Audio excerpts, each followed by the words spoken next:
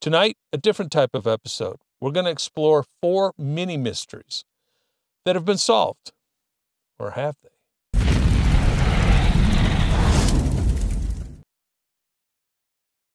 Hey guys, Behrman here, and I'm out in my truck camping in the desert right now. I was going to film outside, but it's a little too windy.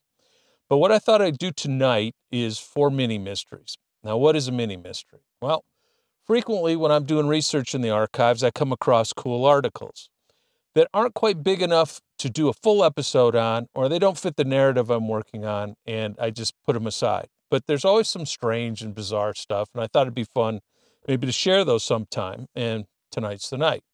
Now, if you're wondering what this is behind me, that's my beautiful $5 Walmart blanket that I use as a divider because I sleep in the truck, and I will put up a picture of the luxurious accommodations in the back.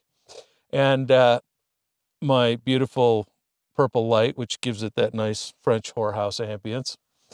But we're going to fix a quick drink, and then we're going to get into our 4 mini mysteries. Okay, our first story tonight comes from Los Angeles in 1921. Now, at the time, Los Angeles in 1920s was a major-sized city, but nothing like it is today. And it was still very much a city at the edge of the desert. And they had just started to put in the public school system to map out some of the outlying neighborhoods. But people still kept animals within the city limits. Now, cats, dogs, pets, but also chickens, rabbits, goats, and generally almost a little rural area within city limits. Now, something started killing their animals. It was taking pets off of porches. It was breaking into chicken coops. And they never could get a good look at it. They just see a shadow moving in the night and hear it. Never found any real tracks, but they did occasionally hear howling. Now, what could this be? The Wolfman? Because remember, it's within city limits. And they, like I said, they just started to put in the school system, so there were lots of children that were now going to be out on the streets and going back and forth. And people were scared that whatever this thing was, it was going to start killing children. So they went to the authorities and they asked them to do something. So the authorities, in their wisdom, decided that, okay, what we'll do is we'll offer a bounty, $100 for whoever kills the mysterious creature. Which sounds like, yeah, okay, we're going to let some civilian with a gun handle it. Which they did. Because 3 nights later, a guy shot something going into his chicken coop. And the next day, he brought it over to the police department to claim his bounty. So, what was it? It was the Wolfman. Well, at least not the Wolfman. It was a, quote, giant timber wolf that was loose within the city limits. Now, how could a timber wolf be in the LA city limits? Well, let's look at the picture. Now, I know it's not very good because the article's, at this point, it's 101 years old. 2 things immediately strike me. First, the guy looks like someone from a stage show of Pinocchio, but look at the, quote, giant timber wolf. To me, when I first saw it, I went, wow, he shot someone's German Shepherd. But then when I looked at it more, like if you look at the head and the ears, it almost looks like a gray wolf. Now, we do have gray wolves in the Mojave, so understandably, one might have wandered into the city. But some of the biologists looking at it also said that they thought it might have been some sort of strange hybrid. A wolf, a dog, a cross. So anyway, the killing stopped, so apparently he got the right animal. But I want you guys to take a look at it. What does that look like to you? Is that a wolf, timber wolf, wolfman, or somebody's dog? Okay, our second story comes from a place called Coyote Wells, California, and it was back in 1913. Now, Coyote Wells was basically a water hole along the railroad and old stagecoach route that people would stop at to tank up, and there really wasn't anything there. I mean, it's hot and dusty. And the story going around, now, there's actually 2 versions of this story. I'm going to tell you the more dramatic one first, and then the more mundane or strange one I found second that actually has an article. Now, the story was that prospectors were reporting that there was a large, dangerous, unknown reptile out there that was in the water hole, and they were scared it was going to kill someone. So the sheriff went up there and found an 8-foot beast, and he shot it. And it was an alligator. Okay, alligator at Coyote Wells. Now, if you read the version that's in this article I'm showing you, it said that it wasn't 8 foot long. They don't say how big it was. They just said it wasn't very big, but it was, quote, more bite than brawn, and it was fierce. And it wasn't the sheriff that went up there. It was a local rancher, and he caught it with a rope. And what did he do with it? Well, he gave it to the neighbor's daughter as a pet or a curiosity. And what did she do with it? Well, she said that if no one claimed it, which I don't know why someone would claim an alligator in the desert, she was going to donate it to the zoo in LA. And I actually looked for any record of a donation. I didn't find anything. Now, the question arises, how did an alligator get out into the wilds of the desert in California? Because we have no alligators in California. And so they started asking around what people's theories were. Now, one local genius said he thought it fell out of a rain cloud, which there are reports of rain clouds like sucking up a pond or something, and then frogs and fish will come down, downrange. But an alligator, I mean, where's it going to suck it up in California? Because, like I said, we don't have alligators. Now, they have caiman down in the Yucatan, I believe, in Mexico. So did some storm just suck up one and deposit him out in the desert, miles away, hundreds of miles away? Probably not. Now, a biologist said he thought it might have hatched down in Mexico, and then by following irrigation canals and rivers, come up north and crossed over and went out in the desert, which is equally a little strange. Now, there's also the old story of it escaped from a traveling circus. But did traveling circuses contain alligators? I mean, I've done stories on the channel of elephants, lions, tigers, bears, apes that have escaped from zoos or circuses or trains, but never an alligator. So the question is, where did this alligator come from? And it's a pretty wild area, so it wasn't like someone just dumped him out of the car or wagon or whatever when they were going by. Or maybe they did, I don't know. So what do you guys think? Where did he come from? And just so we know, any bonus points go to anyone that says it was a Loki variant and it was attending its Nexus event. Our next story I actually did use before as part of a bigger story, but I wanted to go back to it because it actually has a rather interesting picture, and I wanted to get people's opinions. Now, this actually didn't happen in the Mojave. The interesting thing is it happened in Massachusetts, but it was reported in the Mojave newspapers for some reason. And it actually was Hiram, Massachusetts, back in 1926. And the story goes like this. A little girl was playing out in her front yard with her new dog when all of a sudden a giant bird, later identified as a giant eagle, swooped down and tried to grab her dog.